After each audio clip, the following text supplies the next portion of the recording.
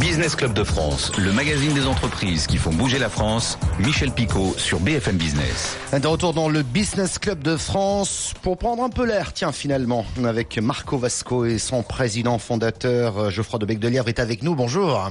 Bonjour Michel. Marco Vasco, spécialiste du voyage sur mesure. L'entreprise a été fondée en 2007 sous le nom de Planète VO, un nom pas très international que vous transformez en Marco Vasco, du nom de Marco Polo, j'imagine, et de Vasco de Gama. Exactement, les deux grands explorateurs. Ah, c'est ce que j'allais dire, qui ont marqué notre histoire. Avec aussi aujourd'hui, et ça c'est un peu plus récent, une nouvelle identité visuelle. On a plus de finesse, si j'ose dire, lorsqu'on va sur notre site. On a plus d'élégance, on s'améliore.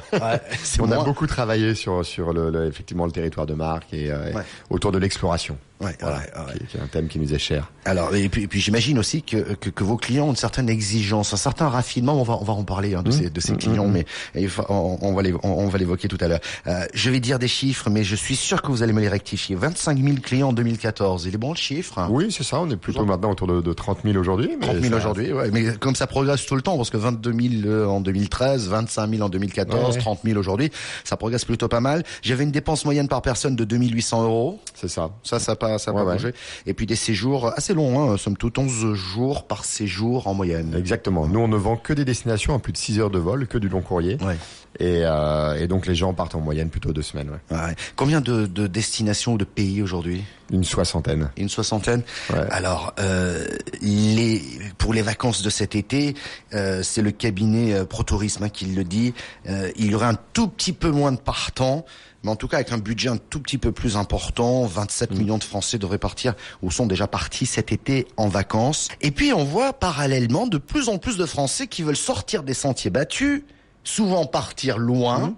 Sans prendre réellement de risques. En tout cas, ils sont prêts à y mettre le prix en optant pour des voyages sur mesure notamment.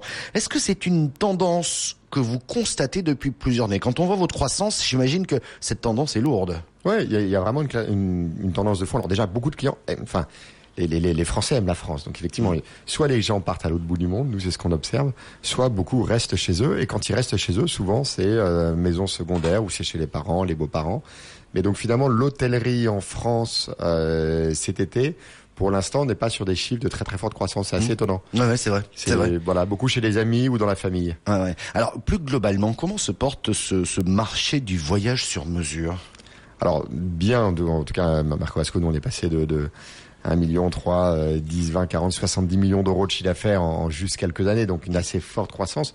Donc oui, il y a une tendance de fond de clients qui veulent des voyages sur mesure. C'est quand je veux, avec qui je veux, où je veux. Il y a vraiment un très fort besoin d'individualisme et de personnalisation. Ouais. Donc ça, c'est une tendance qui nous porte et sur laquelle on va analyser le comportement du consommateur voyageur exigeant. Mais juste une petite précision encore. Est-ce que le voyage sur mesure se porte bien uniquement en été, tout au long de l'année? Est-ce qu'il y a une saisonnalité? Il se porte bien toute l'année. Après, il y a toujours des saisonnalités en date de départ. Et les clients partent beaucoup entre le 15 juillet et 15 août. Par définition, c'est une grande période. Ouais. Et puis après, les vacances scolaires restent toujours des périodes assez fortes. Nous, on a beaucoup de clients qui partent avec leurs enfants. Ouais, avec des ados, ils adorent. C'est un bon. En fait, c'est des moments familiaux qui sont très forts où les gens se retrouvent. Parce que quand vous partez avec vos enfants en France, ils retrouvent des copains. Pareil pour les parents. Et finalement, chacun mène un peu sa vie. Et nos clients nous envoient des cartes. On a un mur qui est tapissé de cartes postales chez Marco Vasco, de clients qui nous remercient en disant mais c'est génial, c'est le meilleur investissement que j'ai fait. On a vécu 7 jours en famille absolument merveilleux. Donc ça, c'est toujours quelque chose qui fait plaisir. C'est toujours une belle récompense. Est-ce qu'il y a des destinations tendance pour cet été 2016? Alors oui, il y a toujours les destinations qui marchent le mieux. Nous, on regarde en nombre de PAX, en nombre d'individus qui partent. Et après, dans les grandes tendances, l'Afrique est très bien partie. La Namibie, la Tanzanie marchent très bien. L'Afrique du Sud marche très bien cet été également. Ouais, j'ai vu des safaris en Tanzanie, par exemple. C'est ce que j'avais sur ma liste. Des pays comme le Brésil avec les Jeux Olympiques, je pense à Rio, ça reste une destination qui matche bien avec le sur-mesure. Bon, déjà, il y a eu Zika qui nous a vraiment embêtés en début d'année, donc qui a beaucoup freiné. Et puis par définition, une année où il y a les JO et une année qui ne marche pas d'un point de vue touristique. En fait, non, parce que les gens, alors ça marche l'année d'après, parce qu'on en a beaucoup parlé, mais en fait, les gens qui aiment voyager, un peu nos clients hors des sentiers battus, pour découvrir le pays vraiment de l'intérieur, d'un point de vue culturel, d'un point de vue partage, d'un point de vue rencontre, vont fuir ces événements où il va y avoir d'un seul coup des millions de visiteurs pendant une période donnée super courte. Et quand on veut du sur-mesure, on n'a pas forcément envie de ça. Et en plus de ça, les prix grimpent de manière dingue pendant les Jeux Olympiques. Je veux dire, la pire année pour la Chine, par exemple, c'était 2008, l'année des JO. Les gens ne sont pas partis. Par contre, inversement, une expo universelle, ça attire énormément de monde. Parce que c'est étendu sur 6 mois et puis c'est un autre type de clientèle. Alors ça veut dire que vous êtes en permanence en train de régler votre offre parce que sans arrêt. Je savais pas que les JO avaient un impact. Mais si on ajoute aux JO, j'en sais rien moi, un volcan, une inondation, sans parler des problèmes géopolitiques ou des problèmes de guerre, ça veut dire que on est en permanence, vous êtes en permanence en train de remanier vos offres, sachant que c'est sur du mesure. Enfin, en tout cas, les destinations, il y a des pays que vous sortez aussi. Bien sûr, il y a des pays qu'on sort. On est sans arrêt en train de s'ajuster. Mais une demi-heure avant de venir, j'étais au téléphone pour vous donner un exemple aussi bête que celui-ci. J'étais au téléphone avec notre banquier qui refuse de nous accompagner, grande banque internationale dans les 5 plus grandes banques, qui refuse de nous accompagner parce qu'on envoie des clients à Cuba. Et que tout simplement la réglementation bancaire, en tout cas chez eux, ont interdiction. L'Iran, pareil, qui est un pays qui vient de s'ouvrir. Donc même ça voilà, votre banque refuse de vous accompagner pour envoyer des clients. Donc comment vous faites pour régler vos fournisseurs à Cuba? Enfin voilà, pour vos clients qui ont envie d'aller dans ces destinations, aussi belles que ça. Après, les destinations qui s'ouvrent comme Cuba, l'infrastructure ne suit pas. C'est absolument merveilleux, pays absolument sublime. Sauf qu'il y a un boom touristique là-bas. Et depuis la signature avec de l'accord avec les États-Unis. Et sauf qu'ils ont simplement pas l'infrastructure hôtelière, ni même les routes qui sont pas en bon état, etc., pour accueillir finalement le nombre de touristes qui ont envie d'aller dans ces destinations. Donc voilà, donc on est sans arrêt à ajuster et ça fait partie de notre métier. Alors justement, on va parler des conseillers, du rôle des conseillers chez vous, mais on va mettre ces contextes de côté. Globalement, ces voyages sur mesure, j'ai envie de vous dire, et même je vais reprendre un titre d'un article très intéressant des Échos récemment qui disait « À quoi ressembleront les vacances de demain ?» Car on part peut-être un petit peu moins longtemps, pour vous c'est 11 jours, mais tout de même, on est plus exigeant, on veut être surpris plus souvent, on veut aussi de la confiance, on a des conseillers, de la sécurité, on l'a évoqué, de la simplicité. Comment on fait dans ces cas-là?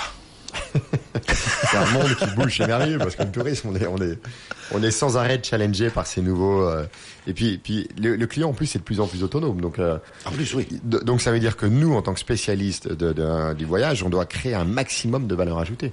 C'est assez simple pour un client finalement d'aller réserver son hôtel directement dans une ville à l'autre bout du monde. Aujourd'hui, il n'y a plus tellement de barrières là-dessus. C'est devenu assez accessible. Donc c'est sans arrêt créer de la valeur ajoutée. Et voilà. Après, les grandes évolutions du voyage, nous, ce qu'on observe, c'est que le client aime de plus en plus des expériences qui sont celles des locaux sur place. Ça, c'est vraiment une tendance de fond. C'est pour ça d'ailleurs que des sociétés comme Airbnb se développent aussi bien. Parce que l'impression de vivre comme un local est très importante. Et donc nous, typiquement, ce qu'on n'est pas capable de faire chez Marco Vasco, c'est vendre un week-end simple à New York, on ne sait pas faire. Billet d'avion, nuit d'hôtel, on ne sait pas faire. Par contre, si vous avez envie d'avoir un survol d'hélicoptère, si vous avez envie d'avoir accès à une expo qui est privée, si vous avez envie d'avoir accès à une petite messe gospel qu'on va vous trouver dans un endroit absolument sublime, ça, voilà, c'est là où on va créer de la valeur. Et nos conseillers, leur seul métier, c'est ça. C'est vendre l'inaccessible et proposer l'inaccessible à nos clients. Transition toute trouvée, parce que je voulais qu'on parle de vos conseillers voyage. Alors, je crois que tous ont vécu, ou du moins sont originaires, ou du moins connaissent très bien, bien sûr, le pays qu'ils conseillent aux clients. Bien sûr, c'est un prérequis de base. Si je prends l'exemple du Japon, j'ai 7 conseillers sur le Japon, j'en ai 5 qui parlent couramment le japonais, qui est quand même une langue très difficile. Et ils sont tous spécialisés, même dans certaines régions du Japon. On a vraiment des passionnés de la destination, et ça c'est vraiment un prérequis de base pour faire ce métier correctement. Alors vous êtes aujourd'hui dans l'entreprise 250, dont une grande partie donc à Paris, 220, puis une vingtaine à Shanghai. Vous avez des bureaux là-bas. Alors conseillez bien, efficacement. Dans le sur-mesure, c'est effectivement incontournable, et le management des équipes fait aussi partie de cette stratégie gagnante, car il faut le rappeler, donc l'entreprise a commencé avec une seule personne. C'est vous? Exactement. Et vous aviez créé cette entreprise parce que vous aviez déjà eu une expérience, et vous avez vécu en Chine. Tout à fait. Et lorsque vous êtes revenu en France, vous avez décidé de lancer ce type d'agence, donc de voyage sur mesure. Et c'était vous qui décrochiez le téléphone. En fait, j'étais totalement schizophrène. Pendant 6 mois, j'ai eu 2 noms. J'avais un nom qui s'appelait Romain Dupré, qui était mon nom de conseiller voyage. Et puis la nuit, j'étais Geoffroy de Badiolève, l'entrepreneur. Et bien évidemment, on est obligé de se mettre en première ligne, de comprendre les clients, d'être en contact avec eux en permanence. Donc effectivement, j'ai démarré avec ça, un numéro Skype qui renvoyait vers mon portable. Enfin, c'était un peu le système D, comme on dit. Hein. Ouais, mais en plus, et 2007, 2008, c'est quand même une année noire. Ouais. Puisqu'on se prend quand même une grosse crise économique. Bien sûr. C'est comment on fait là dans ce moment-là. L'entreprise elle a 1 an et on se dit waouh. Il faut l'énergie, la persévérance, comme toute création. Ouais, mais on voit que le tourisme est quelque chose de très sensible. Ouais, c'est super sensible. En fait, j'ai eu la chance de lever assez rapidement également de l'argent auprès d'un fonds d'investissement qui était Alven Capital et qui nous a dès le début accompagnés dans notre croissance. Et donc finalement, on a pu se développer assez rapidement sans avoir forcément le nez sur le relevé bancaire pour savoir si on allait finir la fin du mois. Ouais. Et depuis le début d'ailleurs, on a toujours eu, après il y a Iris et Guim également qui ont investi 16 millions d'euros il y a 3 ans. Donc on a toujours également accompagné le développement de la société avec des levées de fonds significatives. Ouais. Ça fait partie de votre vision managériale, ça justement, développer l'entreprise et trouver tous les leviers à actionner pour développer l'entreprise. Nous parlions du développement spectaculaire de cette entreprise qui est passée en moins de 10 ans de 1 à 250 salariés pour 70 millions d'euros de chiffre d'affaires. Nous évoquions également l'importance du management dans ce type de développement et j'aimerais que l'on s'arrête sur quelques-unes de vos convictions, Geoffroy, et vous allez nous l'expliquer. Pourquoi je dis ça? C'est parce que c'est très important et pour les auditeurs qui nous prennent en cours de route, vos conseillers sont incontournables pour réussir un voyage sur mesure. Clairement, et c'est eux qui vont vendre toute l'émotion que va vivre le vacancier. Et à partir de là, ça veut dire que c'est des personnes qu'il faut mettre à l'aise, il faut que ça se passe bien, mais au-delà, il faut qu'ils soient dans de bonnes conditions, qu'ils puissent conseiller dans de bonnes conditions, qu'ils puissent être bien. Et il est là, je pense. C'est ça le succès finalement. Je voulais pas poser la question, mais le succès de Marco Vasco, il repose là-dessus essentiellement. Bah oui, c'est d'avoir des gens qui sont heureux de se lever le matin et de venir travailler. Et ça, c'est un challenge dingue. C'est clair. Permanent. C'est clair, parce qu'on pourrait. Permanent. C'est irremplaçable. Même s'il y a beaucoup de techno et vous utilisez de la techno, incontestablement, mais c'est irremplaçable. Alors vous dites, parmi vos convictions, arrêtez de dire qu'être patron c'est compliqué, cassons le mythe. Pour être un patron, c'est simple. Il faut écouter 2 fois plus qu'on ne parle, écouter ses collaborateurs, écouter ses clients. C'est une règle pour vous? Ouais, j'aime bien ça. Effectivement, je pense que on peut facilement se tromper de chemin et prendre le temps d'écouter ses clients, d'écouter ses collaborateurs et puis de la fermer, de faire ce qu'ils nous disent de faire. C'est déjà une grosse partie du job d'être patron, effectivement. Alors, et ça nécessite d'être disponible, d'aller à la rencontre. Tous les mardis matins, un exemple tout simple. Le mardi matin, dans mon agenda, je n'ai jamais de rendez-vous et mon assistante, à chaque fois, organise cette matinée et je passe une matinée et je démarre par un petit déjeuner dans un bureau différent. Il n'y a pas d'ordre du jour, il n'y a pas de tableau de chiffres, il n'y a pas de PowerPoint. Je suis juste là pour écouter mes collaborateurs. Et ça, c'est super riche. Donc ça veut dire que vous vous obligez dans votre emploi du temps quand même à libérer un espace. Bien sûr, éviter, c'est essentiel. Vous le bloquez quoi. En fait, plus vous grossissez, plus vous pouvez facilement aussi vous éloigner du terrain. Donc prendre le temps d'être proche des équipes, de les écouter, de sans arrêt communiquer, c'est essentiel. Autre conviction, le test and learn. Alors ça veut dire qu'il faut accepter les fausses bonnes idées. C'est une obligation d'échouer, dites-vous, mais il faut apprendre de ses erreurs. Comment ça se passe chez vous? Vous avez déjà eu la fausse bonne idée? Plein. Je l'ai pas ramené, mais j'ai plusieurs trophées de l'échec à mon bureau, parce qu'on a mis en place en fait un trophée sur l'échec, donc un prix. Et moi, je me suis souvent banané. J'avais voulu monter un équivalent de Airbnb, mais un peu de luxe il y a quelques années, et puis ça n'avait pas fonctionné. On a voulu monter un site pour les Américains, etc. Donc, bien sûr, on le célèbre. Ce qui est important, en fait, c'est pas de se tromper, mais c'est vraiment de comprendre. Nous, on organise même des messes d'enterrement où on va vraiment se poser autour de la table et vraiment réfléchir sur tout ce qu'on a fait, de bien, de pas bien, qu'est-ce qui fait qu'on s'est planté et ne pas reproduire les mêmes erreurs. Vous dites il faut dédramatiser l'échec. C'est vrai qu'on a un problème dans ce pays, c'est que dès que vous rencontrez un échec ou que vous vivez un échec, on vous colle une étiquette. Ouais, bien sûr, C'est quand même pénible au bout d'un moment. Bien sûr. Et si on n'a pas vécu cet échec, on peut retomber plus tard, alors que là, du coup, on a appris quelque chose qui va nous servir pour la suite. C'est pour ça que nous, on le prend avec beaucoup de légèreté, on met même un prix là-dessus. Et puis surtout, en fait, si vous commettez jamais d'échec, c'est que vous n'êtes jamais mis en risque. Donc c'est ce que je dis à mes équipes, quoi. Enfin, il y a rien de pire que de jamais commettre d'échecs. Ça veut dire qu'on fait juste des choses normales sans jamais s'affranchir des limites, quoi. Donc alors il y a un prix de l'échec, mais parallèlement aussi vous consacrez, je crois, une certaine enveloppe à la réalisation de projets innovants. Ouais, bien sûr, ouais. Chaque année, on met autour de 100 000 euros, et à chaque fois sur un projet très innovant, un peu disruptif. Et voilà, c'est souvent celui-ci d'ailleurs qui donne accès au prix de l'échec, quoi. Mais je pense qu'il faut toujours garder cette notion d'innovation, de remise en cause. Enfin, moi, quand j'ai monté la société il y a quelques années, j'ai dit dans 5 ans on sera mort. Et je pense que les modèles économiques ont des durées de vie de plus en plus courts, et surtout les modèles économiques qui reposent sur Internet ou sur la technologie. C'est moins le cas sur des métiers avec des actifs extrêmement tangibles, comme je sais pas, les gens qui sont dans la boisson, dans l'automobile, etc. Mais nous, sur la techno, l'avantage compétitif est toujours d'une fragilité énorme. Donc finalement, c'est important de garder ça à l'esprit. Rien n'est jamais acquis. Moi, je le martèle à mes équipes, rien n'est jamais acquis.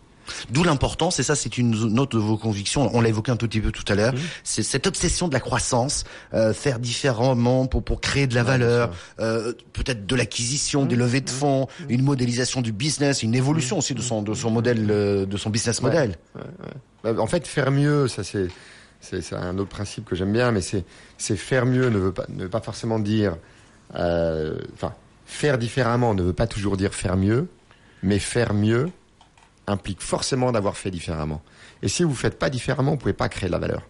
Si tout le monde fait la même chose, il n'y a pas de création de valeur. Donc il faut apprendre à se mettre en risque, il faut apprendre à comprendre, à aller chercher des terrains de jeu qui sont différents et des méthodes qui soient différentes, mais c'est absolument essentiel en fait. Terrain de jeu et pensée différente également, parce que vous aviez déclaré il ne faut pas avoir peur de la mort du salariat. Et là, bing. Non, je le comprends. Enfin, ça me paraît presque naturel de se poser ce type de questions, et peut-être même là, on en parle là tranquillement, mais dans une dizaine d'années ou une quinzaine d'années, on verra les choses différemment. Je pense qu'aujourd'hui, on a des années-lumière dans la loi El Khomri de tout ce qui se passe dans le vrai monde. Aujourd'hui, il y a 34% d'Américains qui travaillent en freelance. Quand on discute avec les jeunes de 20 ans, ils comprennent juste pas les débats d'aujourd'hui. Pour eux, c'est hyper normal. Quand je leur pose la question, qu'est-ce que vous faites ce week-end? Je pars en week-end avec Blablacar, j'ai loué mon appart sur Airbnb, et c'est hyper normal, et c'est des revenus additionnels. Et aujourd'hui, les gens, je veux dire, à l'époque, Sarkozy disait travailler plus, gagner plus, mais aujourd'hui, c'est ce que permettent toutes ces plateformes collaboratives. Bien sûr. Sauf qu'en fait, il n'y a pas beaucoup de politiques qui le comprennent véritablement. Et il y a un accompagnement qui est absolument crucial d'un point de vue législatif, d'un point de vue légal, pour que ces revenus soient reconnus comme des revenus, pour qu'ils passent par la case fiscale, etc. Mais il y a un vrai enjeu aujourd'hui social. Et je pense qu'effectivement, c'était Bernard Stiegler qui disait ça il y a des années, mais il avait raison, quoi. L'emploi est mort, vive le travail. Et voilà. Et ne serait-ce que de réfléchir à l'évolution du mode de travail avec ça me paraît assez essentiel. Il est évident que les lois sont assez déconnectées quand même de la réalité, mais en attendant, il faut composer avec, et c'est ce qui complique d'ailleurs la plupart des initiatives. Je reviens sur votre management 2 secondes. Vous avez fait le pari du feel good management. C'est quoi ça? C'est comment faire en sorte. Alors on a nommé une personne là-dessus qui est absolument géniale. C'est la feel good manager, c'est ça? Oui, la feel good manager. Enfin, c'est quelqu'un dont le métier est de faire en sorte que les gens se sentent toujours bien au bureau. Et donc, alors on a mis en place un certain nombre d'ateliers, de choses. On a des barbecues, on a un salon de massage à plein temps, on a des tas de choses pour que les gens se sentent bien. Et puis au-delà de ça, c'est de tout le temps mesurer le niveau d'adhésion des collaborateurs. Donc c'est des tas de sondages. On lance tout le temps des sondages en disant: est-ce que vous vous sentez bien en ce moment dans votre entreprise? Est-ce que vous vous sentez bien avec votre manager? De quoi avez-vous besoin? Et on mesure tout le temps ce degré d'adhésion au projet commun. Et voilà, c'est absolument crucial, quoi. Ce qui permet, comme on le disait tout à l'heure, d'être en contact vraiment avec la vie réelle à l'intérieur de l'entreprise. Exactement. Et de pouvoir éventuellement intervenir lorsque on sent peut-être un malaise, un coup de fatigue ou des choses comme ça. Et puis maintenant, on a tous les 3 mois, on a des grandes réunions avec toute la société, et on n'a plus d'ordre du jour. L'ordre du jour, c'est les collaborateurs qui le fixent. Donc en amont, on les questionne et on leur demande quels sont les points sur lesquels ils aimeraient échanger. Et finalement, c'est plus des espèces de Q&A. Alors ça prend beaucoup de temps, mais finalement c'est super riche parce que vous répondez vraiment aux besoins du collaborateur. et pas celui de la direction de pousser de l'information. À ce que attendent. Voilà donc pour le management. Là aussi vous avez le coup d'avance. C'est de l'innovation. Je sais pas. Par rapport à d'autres. Je pense que il y a 30 ans on était sur du management directif, après participatif. Aujourd'hui il doit être véritablement collaboratif. Et le management, je veux dire, elle se fait, il se fait avec le collaborateur, véritablement. C'est clair. Et vous dites, il faut repenser la relation client. Ouais. Et peut-être aller plus loin dans cette réflexion. Vers quoi vous tendez lorsque vous dites ça? Parce que c'est vrai que vous avez des clients qui vous aiment bien, ils vous le rendent bien, ils vous le disent, etc. Ouais. Mais comment est-ce qu'on peut aller plus loin, effectivement, pour que eux presque deviennent des ambassadeurs de votre marque? Mais c'est vraiment ce qu'on fait. Moi, j'ai 2 indicateurs clés dans la société. Il y en a un qu'on appelle le NPS, qui est le Net Promoting Score, qui est finalement le taux de satisfaction du client. C'est une obsession, mais totale chez moi. Toute la société a un plan de commission qui est dessus. Plan d'intéressement est basé dessus. Parce qu'en fait, le seul indicateur commun à tous les départements, c'est la satisfaction client. Ça touche la comptabilité, ça touche la production, ça touche absolument tout le monde. Ouais. Donc tout le monde et on mesure dans la satisfaction. Vous pouvez pas savoir comment on zoome en détail dans la satisfaction. On va mesurer la satisfaction de chaque étape du voyage, de chaque partenaire, de chaque hôtel. On va faire un rating sur chaque activité pour vraiment être sans cesse à s'améliorer. Donc ça veut dire c'est de l'analyse de données pour être encore plus optimal dans l'offre et dans le service apporté. Dans le avant, pendant le voyage. Dès qu'on voit qu'il y a 2 hôtels ou 3 clients qui se plaignent d'un même hôtel, immédiatement on va le changer, ou d'un même guide ou de telle activité dans un pays. On va être sans arrêt en phase pour sans arrêt s'améliorer et fournir vraiment le voyage le plus parfait. Ouais. Ma dernière question, vos projets pour Marco Vasco? Les projets, on travaille pas mal en ce moment sur des sujets de prédictifs. On aime bien aussi. C'est-à-dire qu'on a des clients qui sont, alors ça c'est génial, de plus en plus fidèles. C'est absolument fabuleux. La fidélité est passée de 5% à 45% en l'espace de 2-3 ans. Donc c'est super. Ça montre qu'ils sont contents. Et maintenant on essaye de devancer même leurs besoins. On se rend compte que on a mis en place des petits algorithmes comme ça. On se rend compte qu'un client qui a été en Inde, en Chine, au Vietnam par exemple, il y a 60% de chances qu'il ait envie d'aller au Japon dans les 18 mois. Et on est capable comme ça essayer de devancer même ses besoins et de dire on a pensé à vous sur par rapport à ce qu'on sait sur vous. On pense que le voyage idéal pour vous, ça vous plaît. On a trouvé ça. Merci beaucoup Geoffroy de Lièvre d'être venu nous voir. Président et fondateur de Marco Vasco, numéro 1 en France du voyage sur mesure.